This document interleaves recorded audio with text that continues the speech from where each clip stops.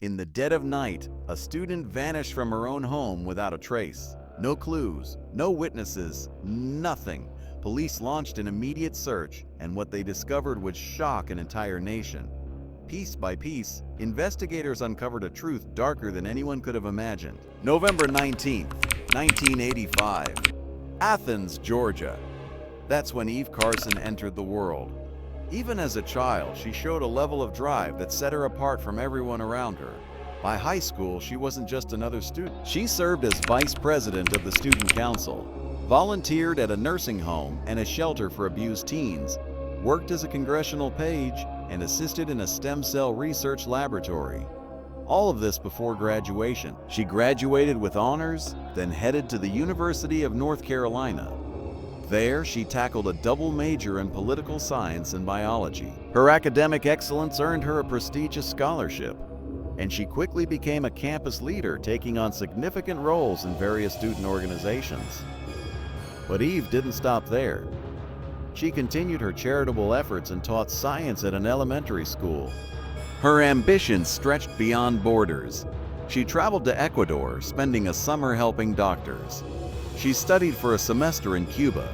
She joined a research team in Egypt. Without question, Eve stood among the most outstanding students at her university. She had ambitious goals for her future and was making steady progress toward them. Before graduation even arrived, she had secured a job offer from a major company and planned to begin her career soon after earning her degree. February rolled around. Eve was 22 years old and in her final year of college. She lived off campus with a close group of friends. March 5th, around 1:30 a.m., her roommates were heading out to a party. They invited Eve to join them, but she declined, choosing instead to stay in and study for her upcoming classes. Her friends left without her and didn't return until around 4:30 in the morning. The moment her friends stepped through the door, they knew something was terribly wrong. The front door stood wide open, lights blazed inside, yet Eve was nowhere to be found, and neither was her car. Nothing made sense. Why would Eve leave in the middle of the night? Why leave the door gaping open like that? They called her phone, no answer. They hoped something unexpected had come up and she had to leave suddenly. So they waited, expecting her to come back. But the next day arrived. Eve was still missing. One of Eve's friends decided it was time to contact the police and report her missing. What the investigators revealed next sent chills down their spines. Earlier that morning, they had discovered the body of a young woman, though her identity was still unknown. They showed the friend a photo of the victim. She instantly recognized Eve. Here's what had happened. Around 5:00 a.m., not long after Eve disappeared, police received a call from a woman living about a mile from Eve's home. Gunshots had jolted her awake, followed by a terrifying scream. Alarmed and unsure of what was happening, she called the authorities. Officers arrived to find a young woman's body lying on the ground. No ID, no phone, nothing to help with identification. The only thing they could confirm then was that she had been shot multiple times. After Eve's friend confirmed her identity, detectives interviewed her roommates and reconstructed a rough timeline. At 1:30 a.m., Eve was at home studying. By 5:00 a.m., her body was found just a mile away. The pressing question became, how did she end up there and who was behind it? Her car was missing. Investigators began to suspect a robbery. This theory gained weight when a search of her room revealed her wallet and credit cards were missing. They weren't found anywhere near the body either. Medical examiners confirmed there were no signs of sexual assault, ruling out that as a motive. Police checked her phone records. Her last signal came from a cell tower near a highway just outside town, but the phone itself was never recovered. The killer had likely discarded it somewhere in the woods. Then detectives received their first significant lead. Someone discovered a car matching Eve's description abandoned just a few miles from her home. Authorities quickly sent the vehicle to forensics for fingerprinting and DNA testing. Meanwhile, detectives made another important discovery. Forensic experts examined Eve's computer, the one she used for studying. It had been active until about 3:30 a.m. This meant she was still at home for at least 2 hours after her friends had left for the party. Only after that did she somehow end up a mile away, where her body was eventually found. News of Eve's murder spread throughout the city. Her college campus reeled in shock. Almost everyone knew her. She was deeply involved in nearly every major student organization. The community couldn't believe she was gone. Along with the sorrow came a growing sense of fear. People grew fearful for their own safety. The lack of solid leads from the police only amplified their anxiety. Detectives were inundated with tips. Students reported anything even remotely suspicious in hopes of helping the investigation. Despite the influx of information, none of the leads brought the authorities any closer to cracking the case. Then investigators received a crucial breakthrough. The killer had apparently taken Eve's credit cards. Police examined her transaction history. What they uncovered was significant. Just 18 minutes after Eve last used her computer, someone withdrew Backdoll 700 from her account through 2 separate transactions. Attempts to withdraw more money were blocked due to the daily limit. The ATM used was located near a shopping center on the far side of town.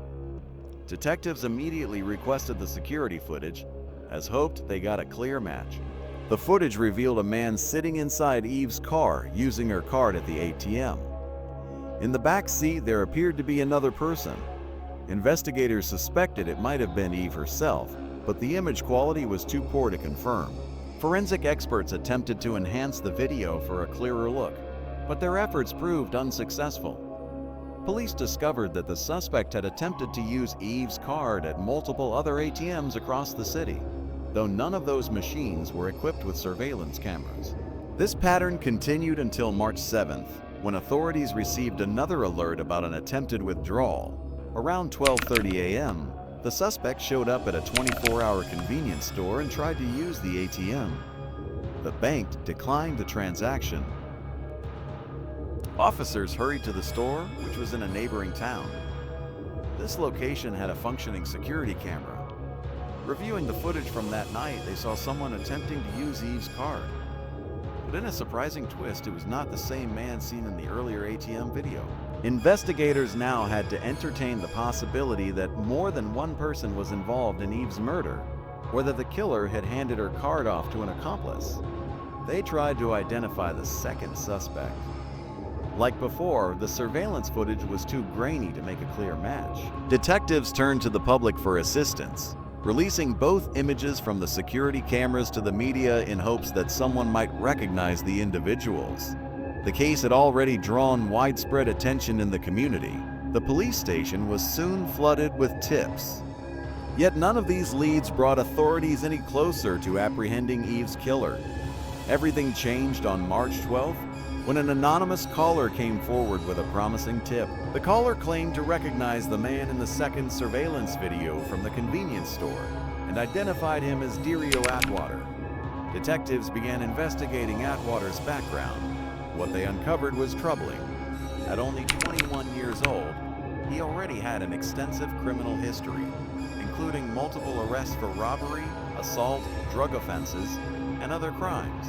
Although he had served time in jail, he had also been released early on several occasions. They also discovered that just 2 days after Eve's murder, Dario was scheduled to appear in court for carrying a handgun while on probation. Authorities reviewed old mug shots of Atwater and matched them against the convenience store footage. The resemblance was striking. They had the right person. Further, they learned Dario lived close to the store. Detectives went straight to his residence. During questioning, Dario denied any involvement in the murder. The surveillance video provided enough cause to take him into custody. As the investigation continued, police discovered that Dario was frequently communicating with a 17-year-old named Lawrence Lovett, who already had his own criminal record despite his young age. When detectives reviewed Lawrence's mugshot, they immediately recognized him as the person driving Eve's car in the first ATM footage. However, unlike Dario, Lawrence resisted arrest, barricading himself inside his home.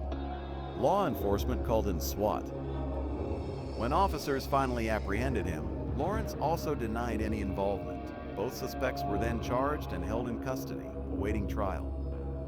With neither willing to cooperate, investigators turned to building their case through other means. Cell phone data revealed something significant. On the night of Eve's murder, Both suspects' phones connected to a cell tower near her neighborhood, despite them living in a different city. Detectives suspect that Dario and Lawrence randomly targeted Eve, simply searching for someone to rob and noticing she was home alone late at night. Based on the ATM withdrawals, it appears they forced her to drive with them to several locations where she handed over her card. After hitting the backdoor 700 daily withdrawal limit, they took her out to a wooded area on the outskirts of town. There they murdered her. Given the brutality of the crime, prosecutors declared their intention to pursue the death penalty for Dario. Lawrence's situation was more complex. Since Lawrence was a minor, the harshest penalty he faced was life imprisonment. Prosecutors knew the evidence might not be strong enough to secure a conviction alone. They made a calculated offer to Dario: plead guilty in exchange for removing the death penalty threat. Dario accepted the deal. He confessed that he and Lawrence went out that night planning to commit a robbery and make quick money. Lawrence had called him, suggesting they target someone on the university campus.